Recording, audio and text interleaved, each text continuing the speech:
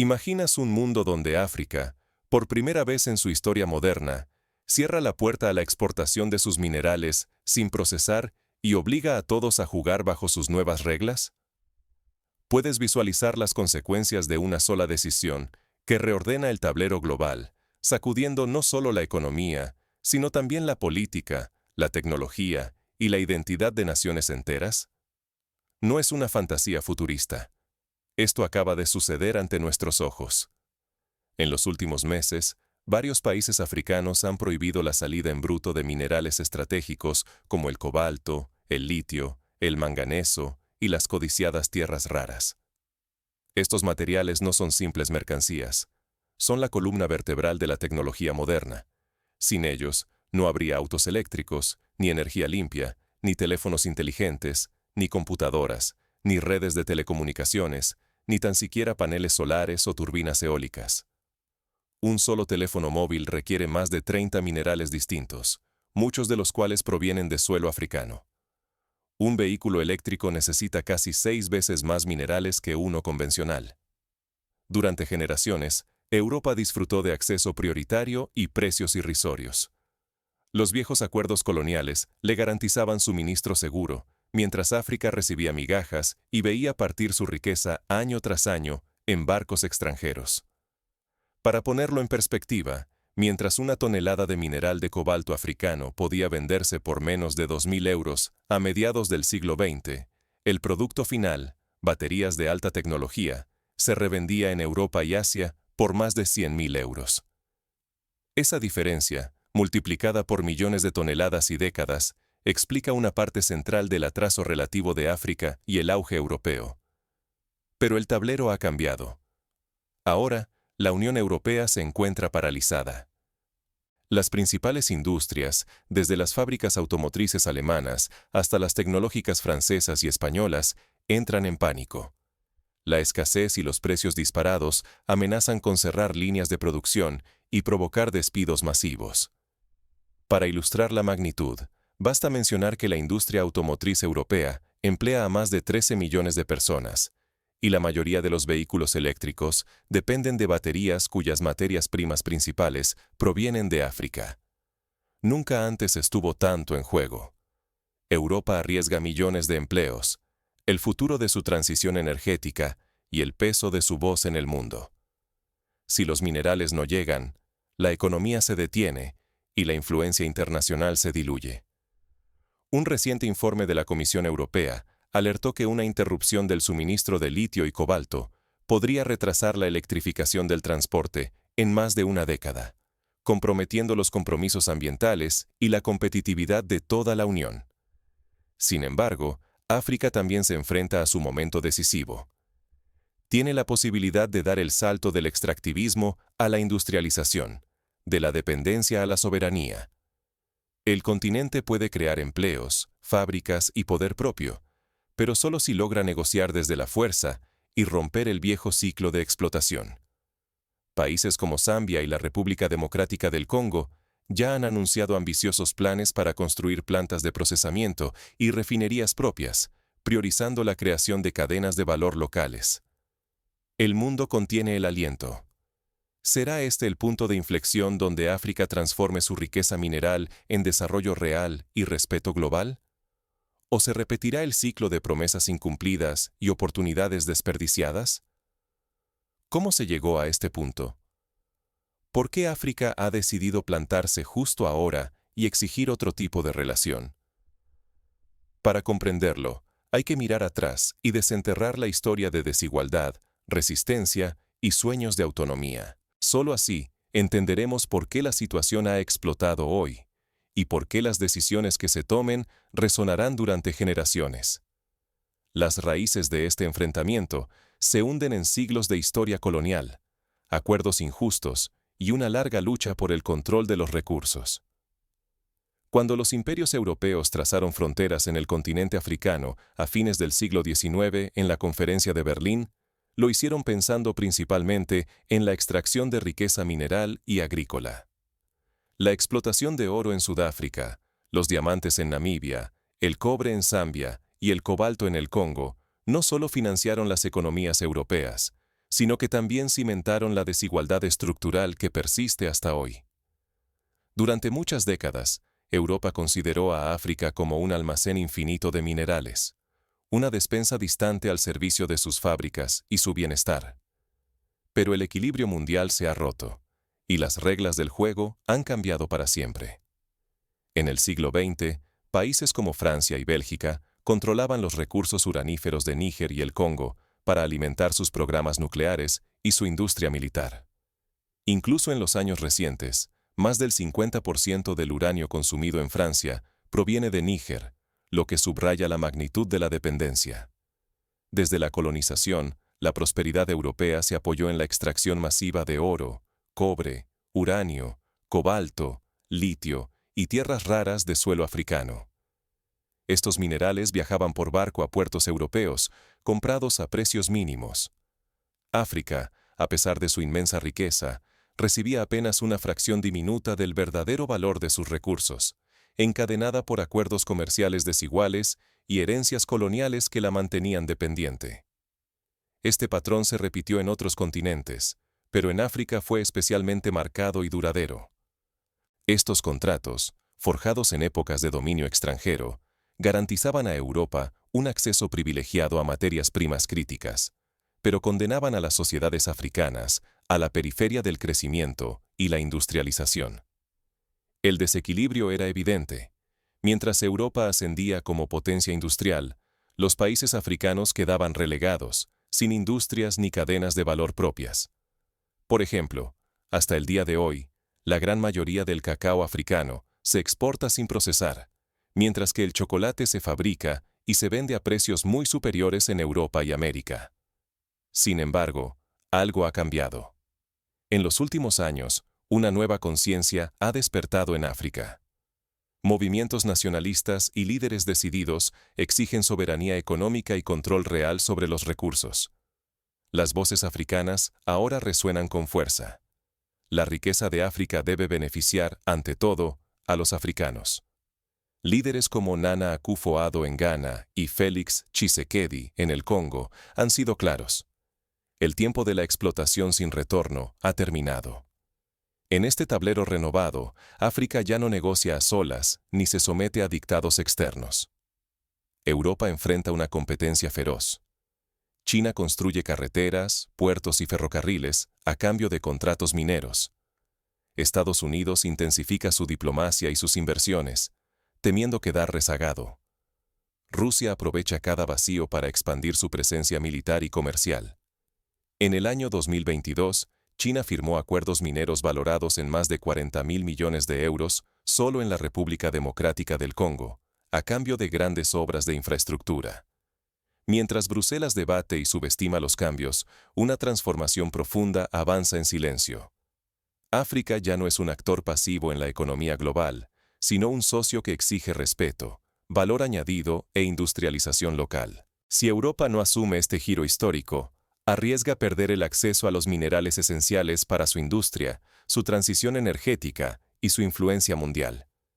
Pero si África no logra capitalizar este momento, podría desperdiciar una oportunidad irrepetible de desarrollo y poder internacionales. El caso de Botsuana puede servir de ejemplo exitoso. Tras renegociar sus acuerdos con De Beers en la década de 2000, el país ha logrado retener una mayor parte de la riqueza generada por los diamantes, invirtiendo en salud, educación e infraestructuras. Pero ¿cómo llegamos a este punto de inflexión?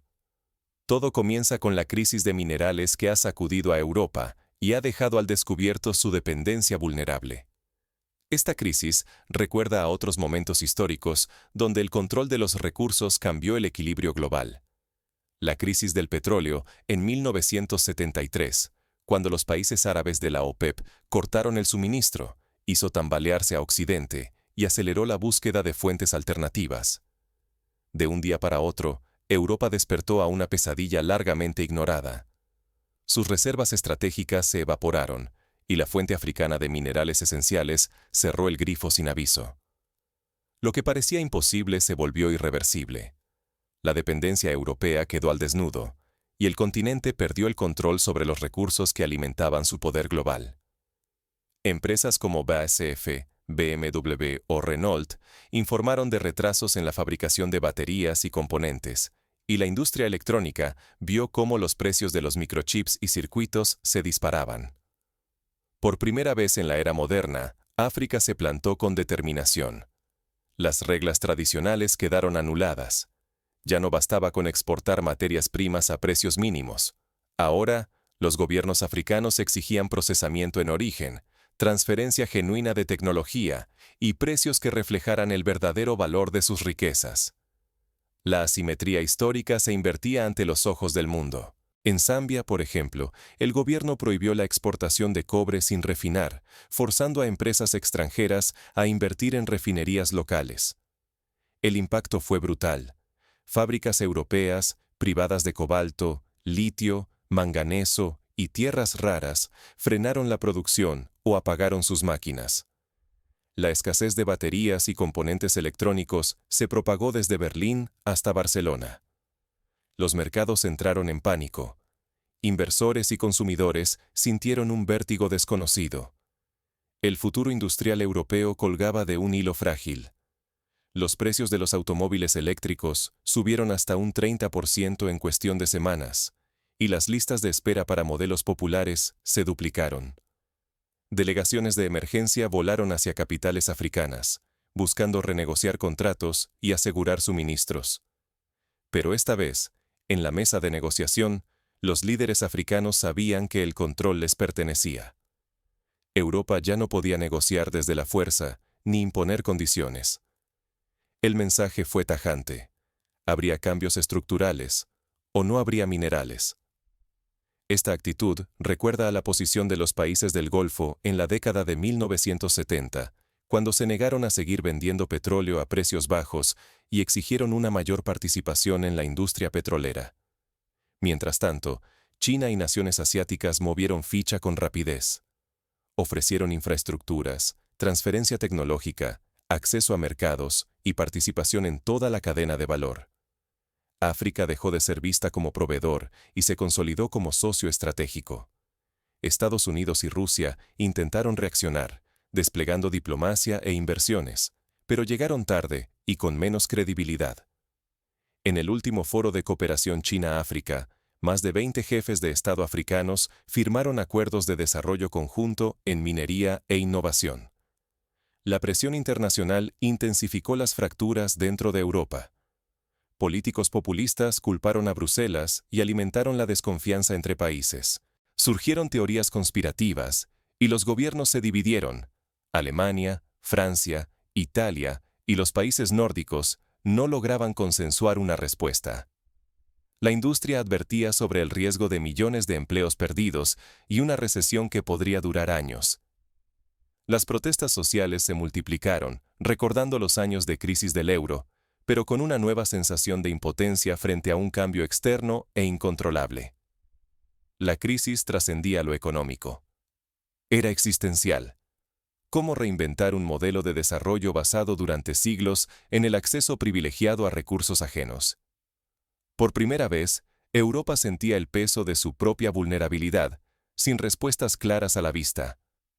Para muchos, esto evocó el fin de la hegemonía del carbón y el acero en el siglo XX, cuando Europa tuvo que reinventar su matriz productiva tras la Segunda Guerra Mundial. Sin embargo, el riesgo no recaía solo en Europa. África, en control de sus riquezas, se enfrentaba a represalias, intentos de manipulación externa y la compleja tarea de gestionar su nuevo poder sin perder cohesión interna. Si la transición fracasaba, podría desperdiciar la mayor oportunidad de desarrollo de su historia. Experiencias pasadas, como la de Venezuela en el petróleo o Guinea en la bauxita, advierten sobre el peligro de la mala gestión y la corrupción. Pero la ventana de oportunidad estaba abierta, y tanto Europa como África sabían que el desenlace de esta crisis definiría el destino de industrias, empleos y relaciones internacionales por generaciones. Si África lograba transformar su riqueza en desarrollo, podría seguir el ejemplo de países como Corea del Sur, que pasó de la pobreza a la industrialización en solo 2 generaciones gracias a una política de valor agregado y educación masiva. Las secuelas ya desbordan el presente inmediato. Ahora, Toca explorar cómo podrían evolucionar estos cambios y qué escenarios podrían surgir en los próximos años. El futuro aún no está escrito, pero los caminos posibles se delinean con claridad, y las decisiones de hoy serán la herencia de mañana.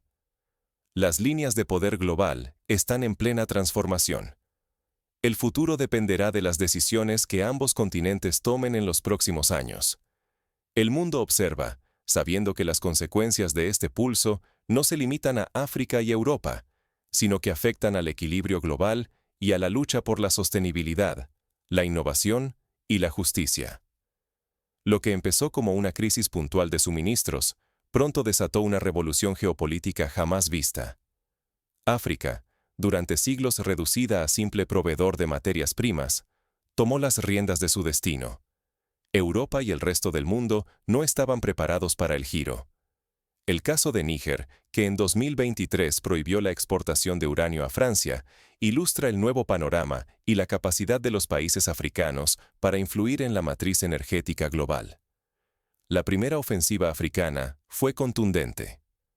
Los gobiernos continentales formaron bloques de exportación, fijaron precios mínimos para minerales estratégicos y exigieron que buena parte del procesamiento y la industrialización se realizara en suelo africano. Se acabó la era de vender cobalto, litio o tierras raras a precios de saldo. Ahora, cualquier país que quisiera acceder a estos recursos debía invertir directamente en África y compartir tecnología. Ejemplos como la creación de la Zona de Libre Comercio Continental Africana han facilitado la coordinación entre países, permitiendo estrategias conjuntas que antes eran impensables. De repente, Europa se vio atrapada en una escasez crítica. Sin alternativas inmediatas, reaccionó con urgencia. Lanzó enormes programas de reciclaje de metales, impulsó la minería local y buscó desesperadamente nuevas alianzas tecnológicas. Pero el precio fue brutal. El costo de la transición energética se disparó. Las industrias perdieron competitividad y millones de empleos entraron en la cuerda floja. Empresas tecnológicas trasladaron parte de su producción a Asia, donde el acceso a minerales era más seguro. Mientras Europa tambaleaba, capitales asiáticos y árabes vieron la oportunidad.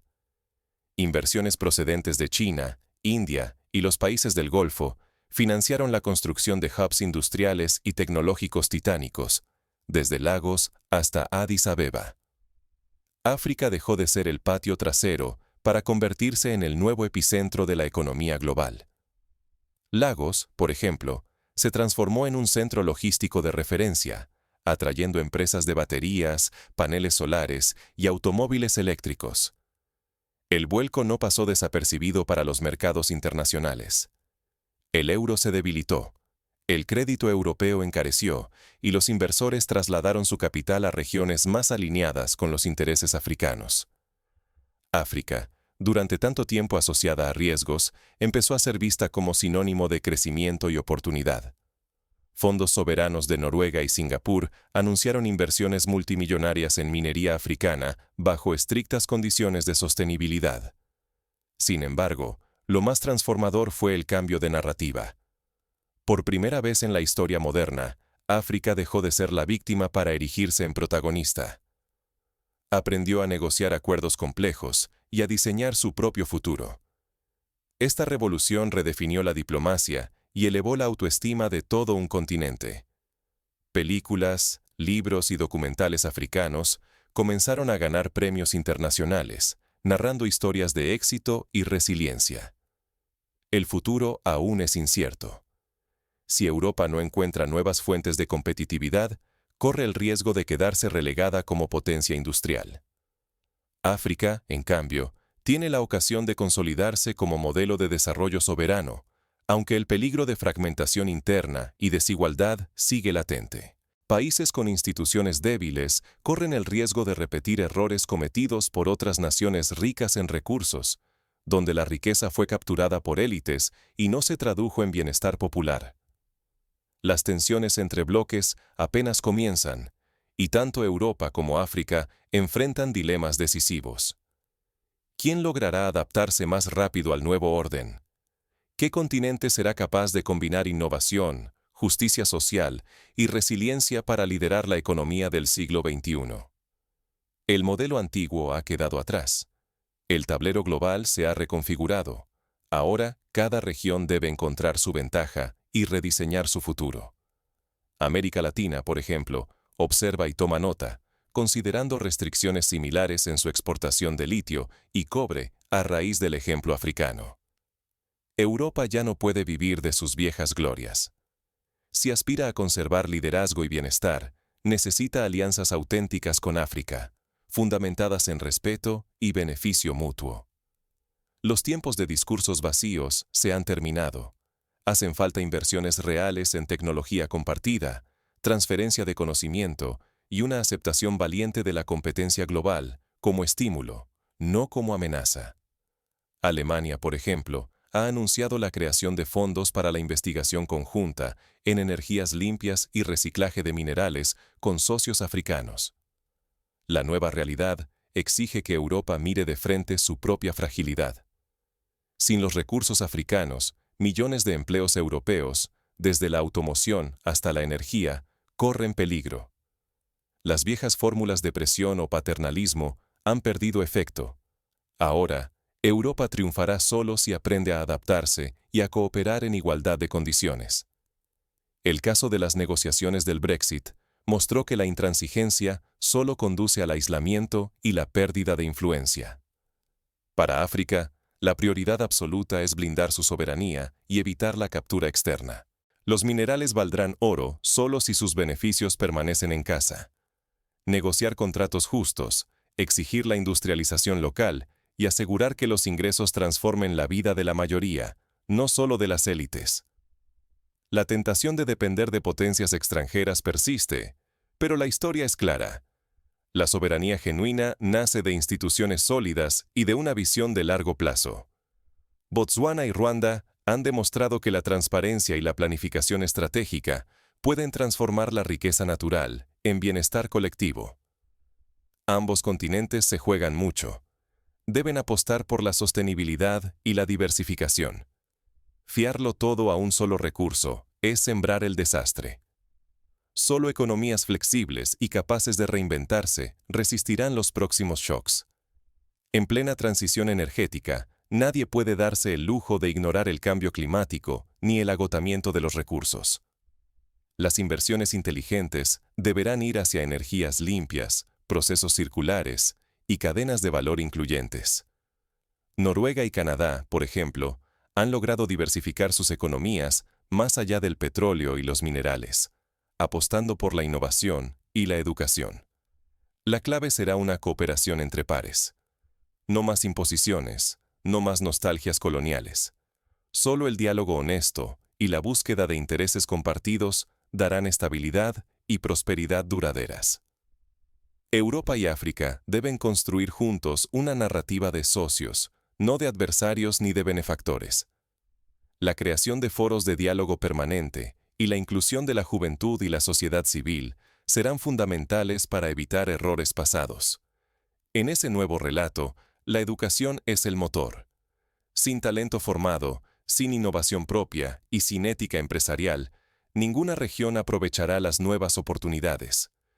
Invertir en escuelas, universidades y centros de investigación será tan estratégico como cualquier mina de litio o fábrica de baterías. Las empresas, además, deberán asumir estándares éticos más altos para no repetir errores antiguos y ganar la confianza de las nuevas generaciones. Nike, Apple y Tesla han sido presionadas por consumidores para garantizar cadenas de suministro libres de explotación infantil y contaminación. El riesgo es ineludible. Quienes no se adapten perderán prosperidad y poder. En este mundo de reglas cambiantes, solo la visión y la acción coordinada asegurarán un lugar en el futuro. La historia está llena de ejemplos de imperios y potencias que se extinguieron por no ver venir el cambio. El Imperio Romano, la España colonial, la Unión Soviética. ¿Quién será el siguiente en la lista? El destino de ambos continentes se decidirá en los próximos años. Todo depende de la capacidad de actuar con audacia y de aprender de los errores del pasado. El caso de Japón tras la Segunda Guerra Mundial demuestra que la reinvención es posible incluso después de crisis profundas, si existe voluntad colectiva y visión de futuro. ¿Confiarás en certezas antiguas o aceptarás que el tablero global ya no es el mismo? ¿Serás espectador o protagonista de la nueva era? La crisis de minerales en Europa ha destapado una verdad incómoda. La era en que unos dictaban y otros obedecían ha terminado.